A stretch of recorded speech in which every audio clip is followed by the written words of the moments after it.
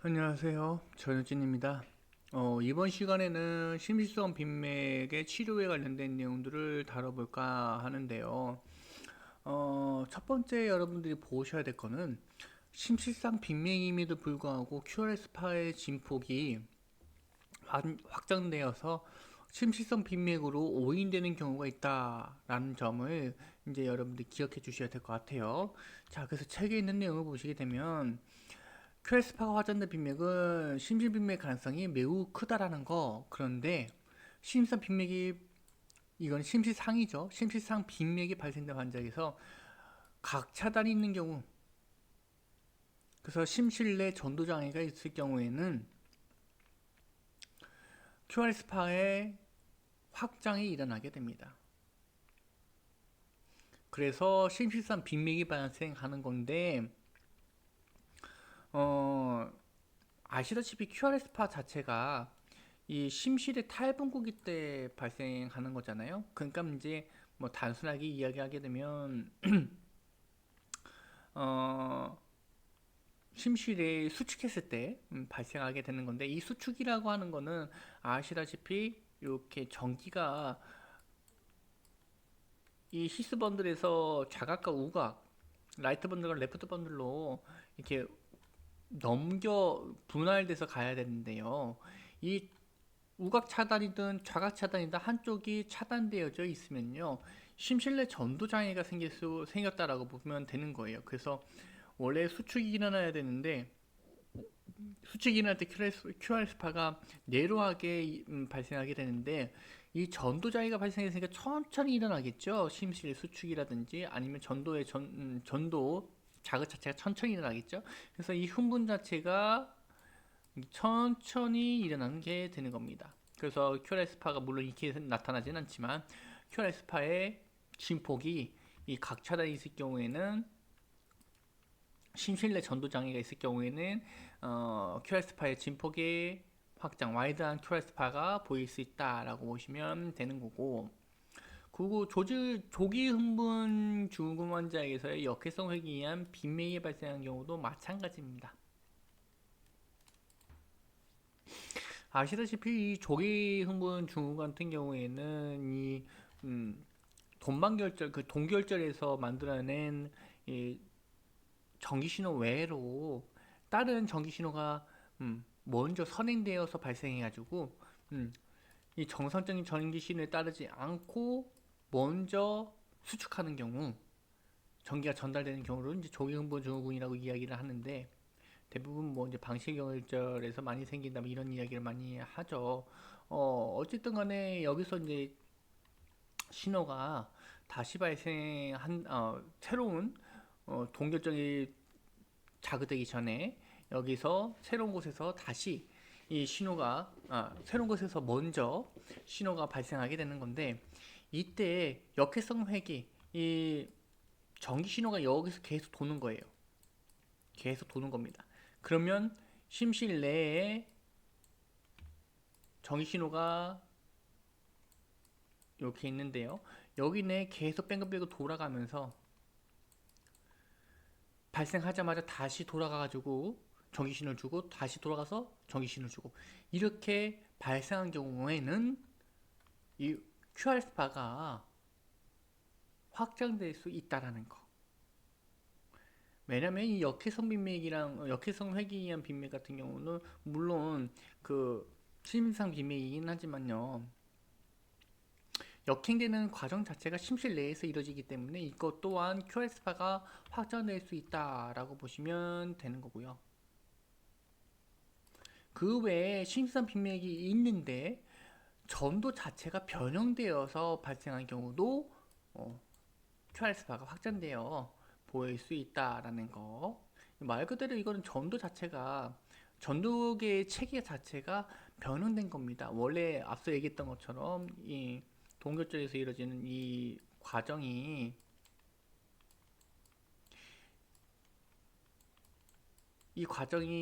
아니라 다른 전도 반향이 생긴 거예요. 여기에 이제 부가적으로 뭐 대표적인 것들이 이제 조기 흥분 증후군에서도 이제 WPW가 여기에 해당될 수 있겠죠. 이런 경우에도 이제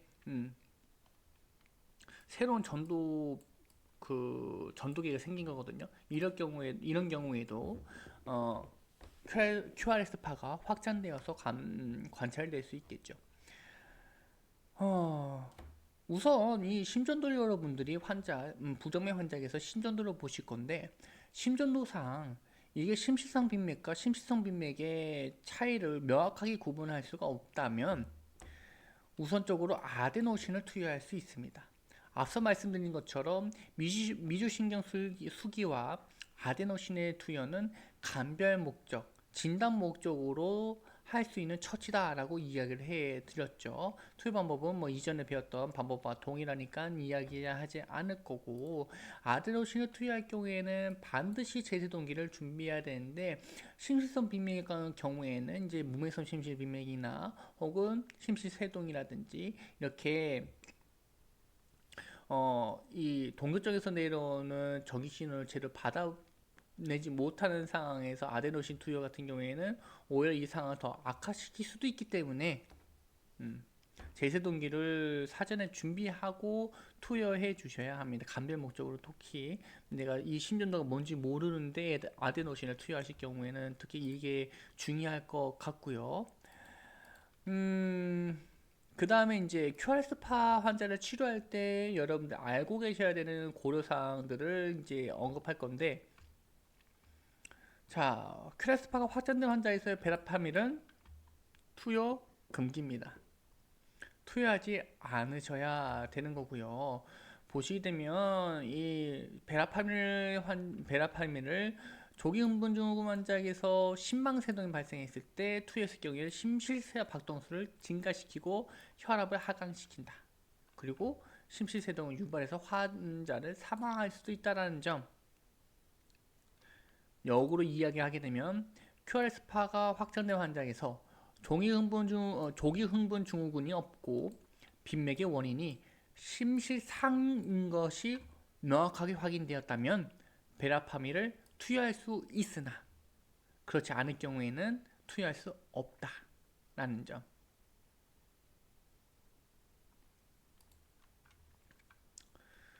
자, 여기서 또 오해하는 것 중에 하나, 심실빈맥이 발생하면 쉽게 저혈압이나 쇼크가 발생하고 심실상빈맥이 발생했을 경우에는 저혈압이나 쇼크가 잘 발생하지 않는다고 생각하는 경우, 물론 대부분 이와 같이 생각하는 것이 통상적일 수도 있겠으나 심실빈맥 같은 경우에는 심실상빈맥은 뭐 이렇게 생각해도 상관없겠지만요. 심실빈맥 같은 경우에는 심박수가 빠르지 않으면 혈압이 하강하지 않는다. 이거는 뭐 스타일링 법칙에 의해서도 그렇고요. 그래서 임상적인 경험만으로 환자의 부정맥을 진단하면 오류를 범할 수 있다라는 거. 내 경험하에 심실빈맥 환자는 이제까지 거의 대부분 저혈압이었어. 이렇게 해서 이제 처치하기 시작하면은 환자를 더욱더 안 좋은 악영향으로 끌고 갈 수 있다라는 거겠죠. 그렇지 않기 위해서는 이제 이성적인 판단과 의학적인 과학적인 증거를 바탕으로 처치를 해야 된다, 치료를 해야 된다라는 점. 여러분들도 이제 자주 만나는 환자 같은 경우에는 이 환자 이거니까 그냥 빨리빨리 처리하자 이렇게 되는 경우가 많거든요. 저도 뭐 마찬가지입니다.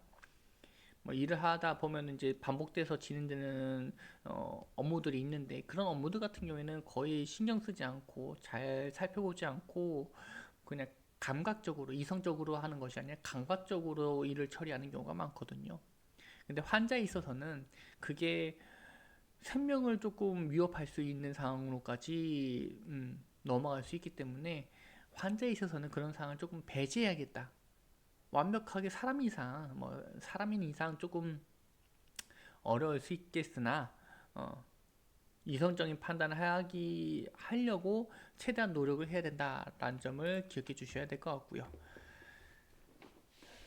자, 그 다음에 이제 신유성 빈맥에서도 이 규칙성, QRS파가 규칙적이냐, 불규칙적이냐, 이거를 꼭 살펴봐야 되는데요. 우선 규칙적인 경우에는 단형 심실빈맥,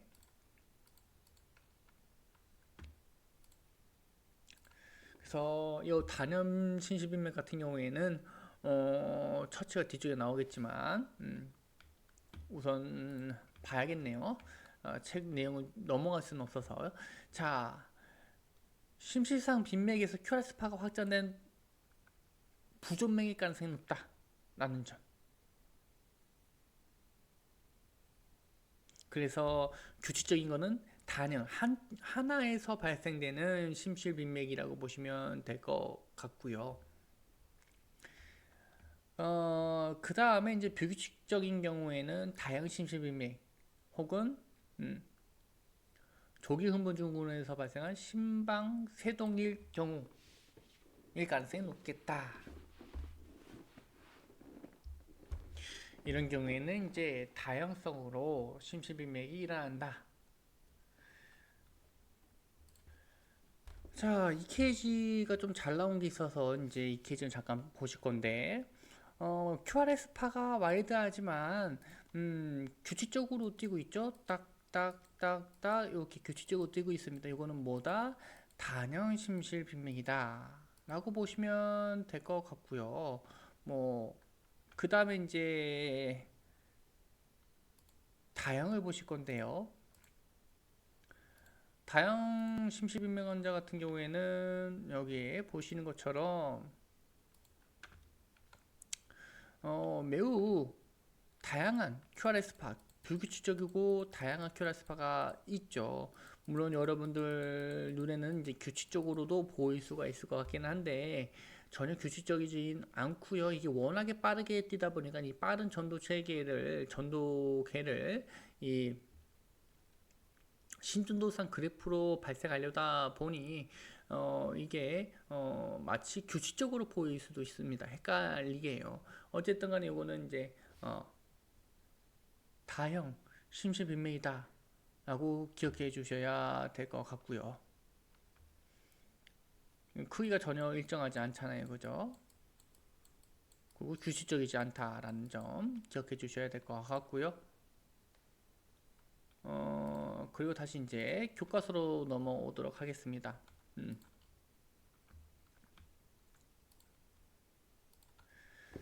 자, 우선 치료와 관련된 내용들은 이제 보실 건데, 임상소견, 심전도 소견으로 우선 심실빈맥과 심실상빈맥을 감별해내는 것이 매우 중요합니다. 이거 계속 얘기해주고 있는데, 이 큐레스파가 확장되더라도 이 감별하기 위해서 미주신경 흥분술계 아데노신을 사용해서 이게 심실성 빈맥인지, 심실상성 빈맥인지, 심실빈맥인지 분명히 감별해낼 필요가 있다라고 보시면 될 것 같고요. 뭐 그 외에 이런 것들은 그냥 보시면 되는 거고, 어떤 자료 뭐 계속 감별하려고 노력을 했음에도 불구하고 환자가 심실상 빈맥인지 심실성 빈맥인지 구분이 되지 않는다라고 했을 경우에는 계속적으로 치료를 뒤로 미룰 수는 없을 거잖아요. 그래서 그때는 어떤 걸 기준으로 하냐? 자심실의 수축 기능을 기준으로 환자를 치료하면 되겠다.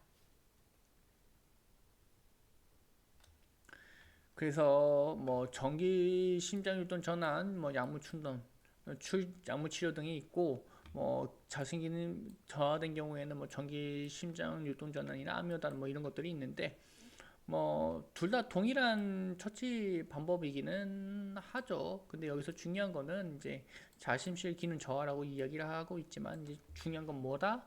혈액학적인 안정성이다라고 보시면 되는 겁니다. 물론 혈압이 모든 걸 다 이 혈액학적인 안정성을 대변하지는 않습니다. 혈압이요.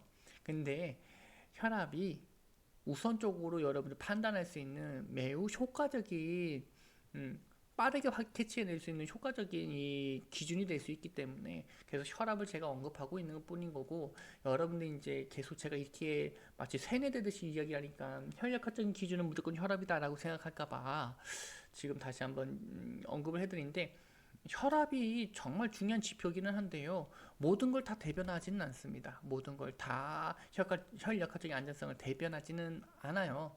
그런데 이제 앞서 말씀드린 것처럼 빠르게 확인할 수 있고 빠르게 대처할 수 있을 정도로 진단하는 거 혈압 측정하는 거 어렵지 않잖아요. 요즘 같은 경우에는 기기로 대체하기도 하고 매뉴얼로 하더라도 예, 커플을 감아서 금방 청진기로 금방 확인할 수가 있기 때문에 빠르게 결과를 취득할 수 있다라는 점에 있어서 혈압이 혈액학적인 안정성을 확인하는 데 있어서 효과적이다, 효율적이다라고 보시면 될 것 같고요.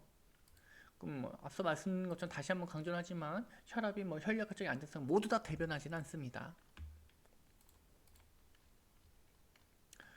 자, 혈액학적인 안정성과 불안정성에 대해서 이렇게 강조하고 언급을 하고 있는데 또 나오고 있기 때문에 여러분도 이제 지겨울 수도 있을 것 같아요. 안정과 불안정성 환자에게서 이제 불안정 환자는 무조건 뭘 한다? 전기 치료한다. 이게 신장 유동 전 카디오 버전일 수도 있고 페이싱이 될 수 있고 아니면 뭐 제세동일 수도 있겠죠. 디필레이션일 수도 있는 거죠. 어쨌든 간에 이 전기 치료가 필요하게 된다라고 보시면 될 것 같고요.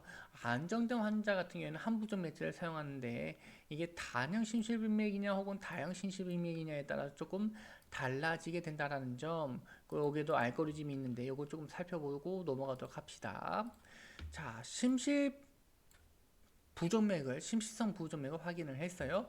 규칙적이면 단형인 거고 불규칙적이면 다형이 되는데 단형 심실빈맥 같은 경우에는 심실상에서 발생할 수도 있기 때문에 이게 감염 진단을 위해서 뭘 투여할 수 있겠느냐? 아데노신을 투여할 수가 있고 아데노신을 투여했는데 이게 부전맥이 사라지면 이거는 심실상성 빈맥입니다.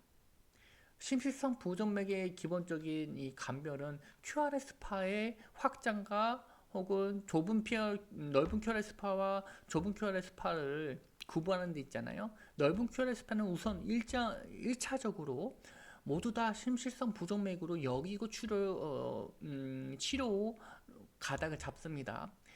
그래서 처음에 심실성 부정맥으로 1차적으로 분류되었던 심전도가 규칙적인 R 간격을 가지고 있고 아데노신에 투여가 된다면 이거는 심실성 부정맥처럼 보이는 발작성 심실성 빈맥이다 라고 보시면 될 것 같고요. 계속적으로 빈맥이 지속이 된다면 이거는 이제 단형 심실빈맥이 확실히 되는 거죠. 이때 여러분이 추가적으로 보셔야 될 게 뭐냐? 심실빈맥이라고 하더라도 무조건 저혈압이 생기는 것은 아니다라고 이 책에서 역설적으로 이야기를 했었잖아요. 그래서 여러분들도 꼭 기억해 주셔야 되는 거는 심실빈맥이 일어났다고 해서 환자의 자심실 기능이 무조건적으로 떨어지는 것은 아니다라는 거. 그래서 자심실 기능을 평가를 했을 때 40 이상으로 높게 유지되고 있다면 높은 건 아닐 수도 있겠지만 유지되고 있다면 한부정맥제 기능 저하가 있다면 한부정맥제 동일하긴 하죠. 약물 처치가 동일하긴 한데요. 왜냐면 심실빈맥이라는 거는 혈압이 지금 당장 떨어지지 않더라도 언제든지 악화일로로 다가갈 수 있는 매우 심각한 상황이기 때문이라고 보시면 될 것 같습니다. 심실상 빈맥에서는 솔직히 이렇게 혈액학적인 문제라든지 혹은 다른 임상 증상이 없으면 심실상 빈맥에서는 즉각적인 치료는 필요하지 않다 이런 이야기를 했었는데 심실성 부정맥의 경우에는 관련된 치료를 무조건적으로 혈액학적으로 안정이 되든 자심실의 기능에 문제가 없는 건 아니겠지만 자심실 기능이 40% 이상이면 이더라도 40% 이상이더라도 약물 치료로 즉각적인 환자의 정상으로 전환하고자 하는 이러한 행위가 이루어져야 된다라는 점 기억해 주시면 될 것 같고요. 그 다음에 다형 심실빈맥이 있습니다. 이 QR스파 모양도 매우 형태가 불규칙적이고 규칙성이 없을 뿐 아니라 나타나는 형태도 매우 다양하게 나타나는 것이 이제 심실 빈맥이라고 보시면 될 것 같고요. QT 간격을 평가를 해서 정상적인 QT 간격을 가지고 있다면 심근허혈의 치료, 전해질 교정을 통해서 그리고 약물 투여를 통해서 어느 정도 치료가 가능하겠다. QT의 간격이 연장되어져 있다면 전해질 불균형을 교정하고요. 이때 약물 투여를 이제 마그네슘 같은 것들, 여러분들 아시는 이제 토사대빵 같은 것들이 있잖아요. 그런 것들이 이제 마그네슘으로 저마그네슘 혈중으로 많이 발생하니까 이런 이제 전해질 요정의 원인으로 마그네슘을 투여할 수 있다. 그다음 이소프로프테롤이라든지 페니토이라 리도카인 뭐 다 알고 계시는 약물 명칭이 되겠죠. 여기에 추가적으로 보셔야 될 게 이제 오버드라이브 페이싱이라는 것이 있는데, 이 오버드라이브 페이싱 같은 경우에는 이제 뒤쪽에 정기치료에서 다시 한번 더 자세하게 언급이 될 거기 때문에 지금 상황에서는 그냥 오버드라이브 페이싱, 페이싱인데 오버드라이브 좀 더 많은 용량으로 이제 많은 전기량으로 이 페이싱을 조절하는 건가? 뭐 그냥 그렇게만 생각해 주셔도 상관은 없을 것 같아요. 자, 그 다음에 이제 심실 빈맥 치료의 약물 선택 관련된 내용들 이제 좀 정리해서 볼 건데요. 당연 심실 빈맥에서 40% 이상일 경우, 자심실 박충률이 40% 이상일 경우에는 아미다온, 리도카인, 프로케나마이드라든지 소탈 같은 걸 쓸 수 있다. 40% 미만일 경우에는 아미오다론이나 리도카인 쓸 수 있다. 라고 보시면 되는 거고, 이런 것도 조금 여러분들 헷갈리게 되면 다른 신심맥이 겹치는 부분들이 있죠. 겹치는 약물들이 있잖아요. 아미오다론, 리도카인, 이게 40 이상이든 미만이든 한꺼번에 쓸 수 있는 약물이기 때문에 여러분들이 같이 기억해 주시는 것이 좋겠다라는 점. 그 다음에 다형 신심맥 같은 경우에는 QT 간격을 볼 건데 전상과 연장이 있어요. 연장 같은 경우에는 마그네슘부터 해서 뭐 리도카인 이런 것도 쓸 수 있고, 정상 같은 경우에는 아미오다론, 프로케나마이드, 소타롤, 아미오다론, 리도카인. 보시게 되면 똑같네. 이렇게 보실 거예요. 40% 미만일 경우에는 다양이든 단양이든 아미오다론하고 리도카인을 쓰는구나. 40% 이상일 경우에는 이 다형신 12명에서 베타교건 신경차단제나 리도카인, 아미오다론, 프로케나마이드, 여기서부터는 다 똑같기는 하죠. 뭐만 추가된 거예요? 베타 교감신경 차단제. 그래서 여러분들이 단연 신신비맥으로 묶어서 이해를 해 주셔도 될 것 같고요. 아니면 이 좌신신 파충률로 여러분들이 묶어서 정리를 해 주셔도 될 것 같아요. 단형이든 다형이든 40% 이하면 아미오다론하고 리도카인만 쓰는구나. 40% 이상일 경우에는 프로케나마이드, 리도카인, 뭐 아미오다론, 소타롤 뭐 이런 것들 쓸 수 있고, 다형 같은 경우에는 베타 차단제가 추가로 사용될 수 있겠구나. 이렇게 정리를 해주셔도 상관없을 것 같아요. 쉽게 정리가 되겠죠. 동일한 약물들이 이렇게 표 자체 내선 조금 뭐 복잡해 보이기도 하고, 어떻게 보면 복잡해 보이기도 하고 많은 약물들을 외워야 되는구나라고 생각해 볼 수가 있는데, 동일한 약물들이 있고 반복되어서 설명하는 것들이 있기 때문에 네, 그렇게 어렵지는 않겠다라는 생각이 들어요.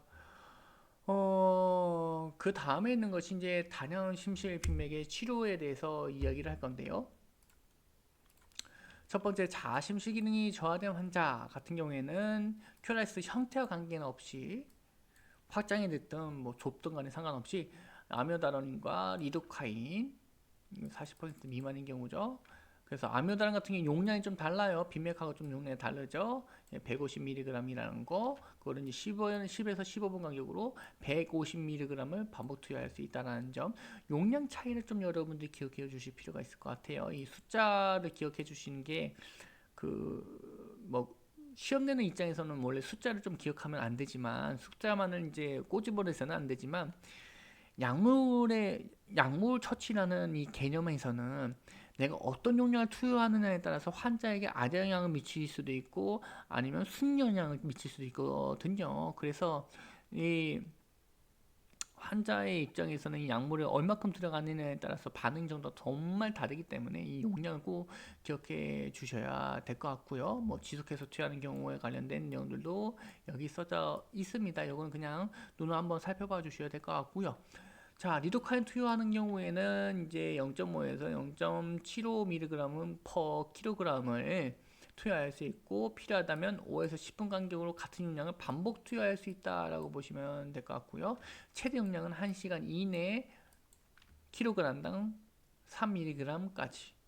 이게 최대 용량이라는 점 기억해 주시면 될 것 같고요. 리도카인 후 심장율동 전환으로 심장율동 전환이 시행된다면 분당 1에서 4mg 속도로 정맥 주사해 주시면 됩니다. 이러한 약물 투여 후에도 반응이 없다면 즉시 심장율동 전환을 해야 되겠죠. 자심실 기능이 저하된 환자, 요거 꼭 기억해 주셔야 될 것 같고, 네, 오늘은 여기까지 하고 다음 시간에 또 뵙도록 하겠습니다.